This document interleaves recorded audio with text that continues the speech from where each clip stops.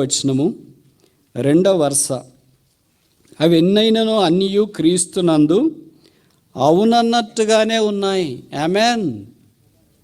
The power of the promises, వాగ్దానముల యొక్క శక్తి. దేవుడు ఒక వాగ్దానం ఇచ్చిన తర్వాత నెరవేర్చకుండా పోవడం అనేది అసంభవం. మనకి అలా కనిపించవచ్చు. కొన్నిసార్లు కొంతమంది అంటారు, బ్రదర్ ఈ సంవత్సరం మాకు వాగ్దానం ఇచ్చినా కానీ ఏం నెరవేర్చబడినట్లు లేదు అని అనుకుంటాం. కొన్నిసార్లు మనకు అర్థం కాకపోవచ్చు. అందుకే ఇలాంటి కొత్త సంవత్సరంలో ప్రవేశించిన తర్వాత దాదాపు మొదటి మాసం అంతా ఎక్కడైనా పరిచర్యకి వెళ్ళినప్పుడు కొంతమంది సామాన్యమైన యవనస్తులు అడుగుతుంటారు, బ్రదర్ నాకు పలానా వాగ్దానం వచ్చింది, దాని అర్థం ఏంటి అని. నేను ఎప్పుడు ఒక స్టేట్మెంట్ ఇస్తున్నాను, promises are not to explain but to experience అని.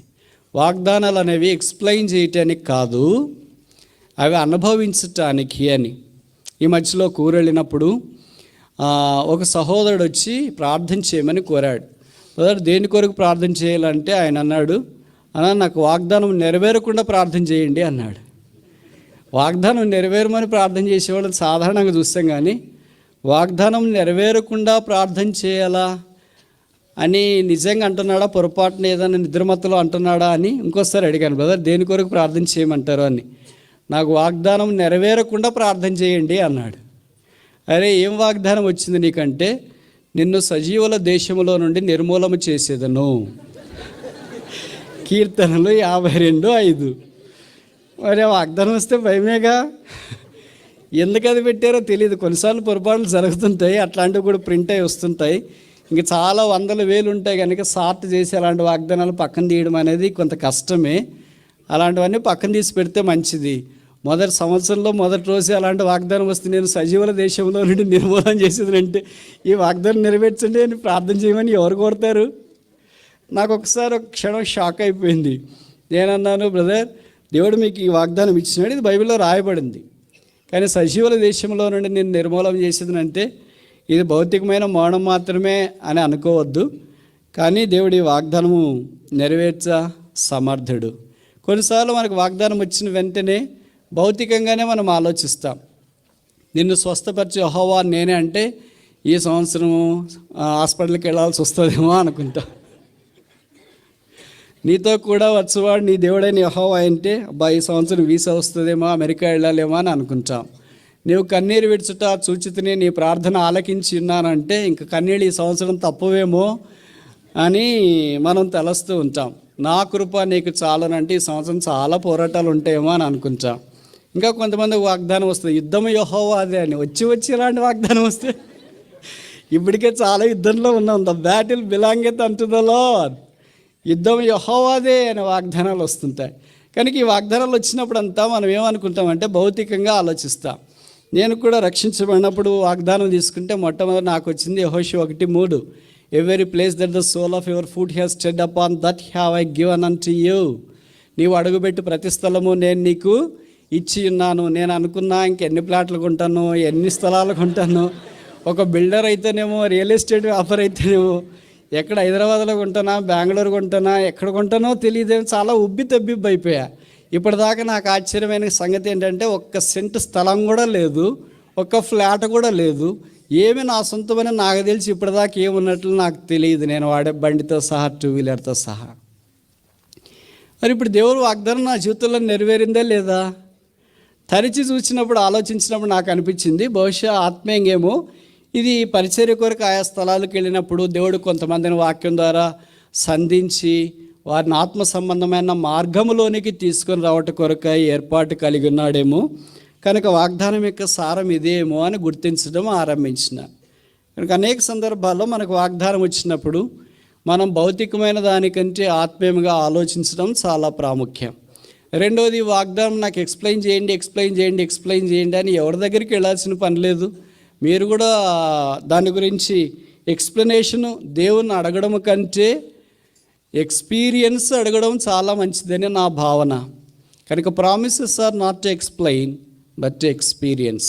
వాగ్దానాలు అనేవి వివరించడానికి కాదు కానీ అవి అనుభవించటానికి.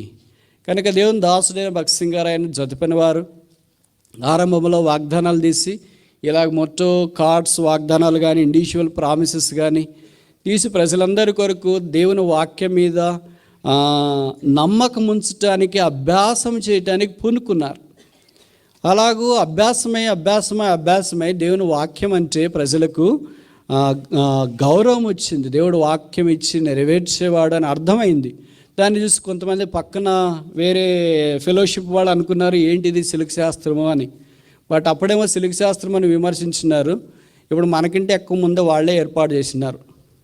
మీరు చూడండి, ఏ చర్చిలోనైనా, ఏ విషయం దాంట్లోనైనా ఇప్పుడిప్పుడు పుట్టుకొచ్చిన పుట్టుగొడుగులు లాంటి సామాన్యమైన సహవాసాల్లో కూడా మొట్టమొదటి ఏమి ఇస్తున్నారంటే ప్రామిస్ కార్డ్సే ఇస్తున్నారు, ఇండివిజువల్ ప్రామిసెసే ఇస్తున్నారు. అప్పుడేమో సిల్క్ శాస్త్రాలు అయ్యాయి, మరి ఇప్పుడు ఏ శాస్త్రం అయింది? వాక్యం ఎప్పుడు శాస్త్రం కాదు, ఇది నీ ధర్మశాస్త్రము, దేవుని యొక్క మాట. అవును, ఆమెను అన్నట్లుగా ఉంది.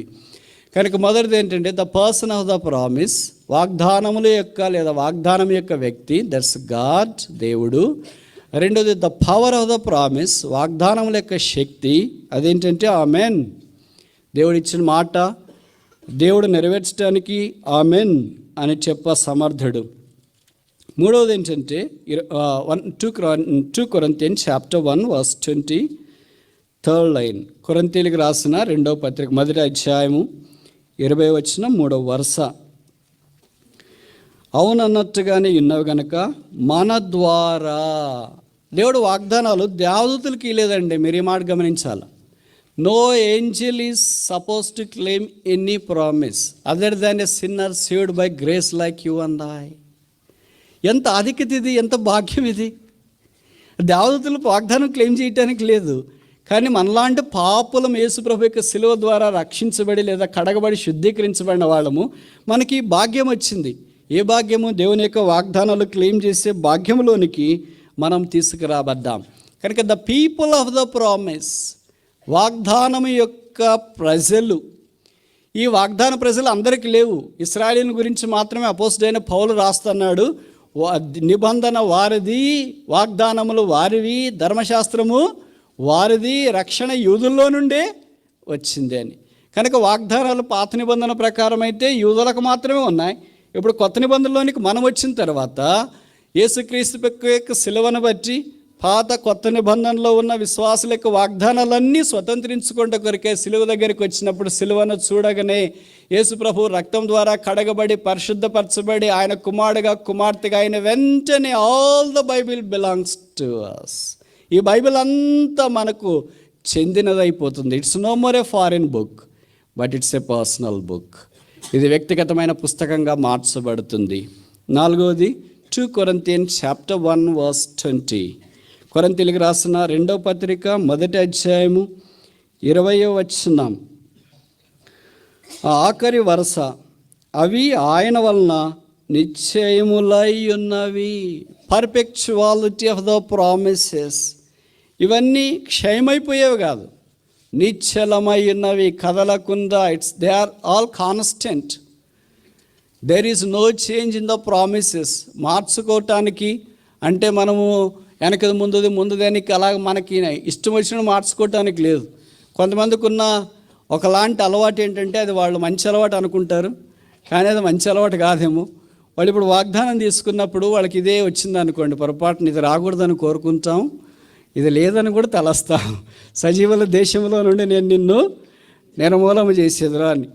ఇలాంటిది కాకుండా ఏదో వచ్చింది, నేను స్వస్థపరిచే యెహోవా నేనే అని వచ్చింది అనుకోండి, వాళ్ళకి ఏం ఫీలింగ్ వస్తుందంటే రోగం వస్తుందేమో నాకు, రేపు వెళ్ళి వేరే వాగ్దానం తీసుకుందామని అనుకుంటాం. మళ్ళీ వస్తారు, ఇంకో వాగ్దానం తీసుకుంటేనే అప్పుడేమొస్తుంది, నా కుమారుడా ధైర్యంగా ఉండము, నేను నిన్ను స్వస్థపరిచేతును అని.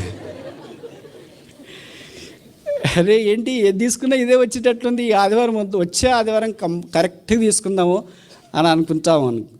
ఆదివారం కూడా వచ్చిన కుమారి నీ విశ్వాసం నేను స్వస్థపరచును గాక అని. ఏంటి రోగము స్వస్థత వదిలేటట్లు లేవేంటి? కానీ కొన్నిసార్లు వాళ్ళకి ఏమొస్తుందంటే ఒక వాగ్దానం దేవుడు ఇచ్చిన తర్వాత దాని మీద ఆధారపడి ఉండేది నేర్చుకో. అదొక్కటే మనం క్లెయిమ్ చేయాల్సిన పని లేదు, మిగతా వాక్యాలన్నీ మనం క్లెయిమ్ చేయొచ్చు. కానీ అది మనం అభ్యాసం చేసుకోవటానికి అన్నీ ఒకేసారి క్లెయిమ్ చేయలేం కదా. 8,500 వాగ్దానాలు ఒకేసారి క్లెయిమ్ చేయమంటే ఏం చేస్తాం? 8,500 గుర్తుపెట్టుకుని పరీక్ష రాయాలంటే ఏం రాస్తాం? 8,500 గుర్తుపెట్టుకుని మంచి మార్కులు తెచ్చుకోవాలంటే ఏం చేస్తాం? అలాగే చేయలేం కదా. అందుకే ఒక్కొక్కటి మనకు అనుగ్రహించబడిన కృప కొలది వాటి నెరవేర్పులోనికి మనం రావాలని కోరబడుతూ ఉన్నాం.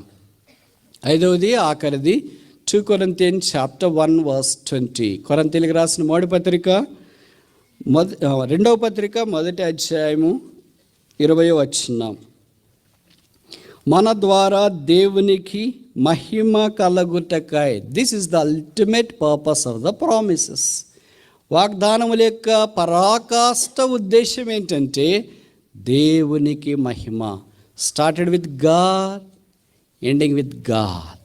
దేవునితో ఆరంభమవుతుంది, దేవునితో ముగించబడుతుంది. ఇవి ఎవరు వాగ్దానాలు? దేవుని వాగ్దానాలు. ఎక్కడ ముగించబడుతుంది? దేవుడితో ముగించబడుతుంది. దేవుడికి వాగ్దానాలు నెరవేర్పు ద్వారా ఏమొస్తుంది? మహిమ. Glory to God in the highest. యేసు ప్రభువారు ఈ భూమి మీద పుట్టినప్పుడు దేవునికి మహిమ కలిగింది. ఆయన రక్తము సిలువలో కార్చబడినప్పుడు దేవునికి మహిమ కలిగింది. ఆయన సంఘం మహిమ కలిగిగా ఏర్పాటు చేయబడి కొనసాగుతున్నప్పుడు ఈ వాగ్దానాల నెరవేర్పు ద్వారా దేవునికి మహిమ కలుగుతుంది. కనుక అన్నీ ఆయన మందిరములో ఉన్నవన్నీ ఆయనకే మహిమా ప్రభావం ఆరోపిస్తున్నాయి అన్నట్లు దేవునికి మహిమ కలుగుట కొరకు ఈ వాగ్దానాలు అనుగ్రహించినాడు. కనుక 5 విషయాలు ఈ 20వ వచనములో అపోస్తలుడైన పౌలు పొందపరిచిన తీరు శ్లాఘనీయం. మొదటిది the person of the promises, వాగ్దానముల వ్యక్తి గాడ్, దేవుడు. రెండవది the power of the promises, వాగ్దానముల యొక్క శక్తి, ఆమెన్, అవును అన్నట్లుగానే దేవుడు ఉంచినాడు. మూడవది the people of the promises, ఈ వాగ్దానాలు ఎవరి కొరకంటే మన ద్వారా, దేవదూతలు కాదు. నాలుగవది the perpetuality of the promises, ఈ వాగ్దానములు నిశ్చయములై ఉన్నవి, అవి సదాకాలం ఉండేవి. ఐదవది ఆఖరిది the purpose of the promises, వాగ్దానముల యొక్క ఉద్దేశము దేవునికి మహిమ.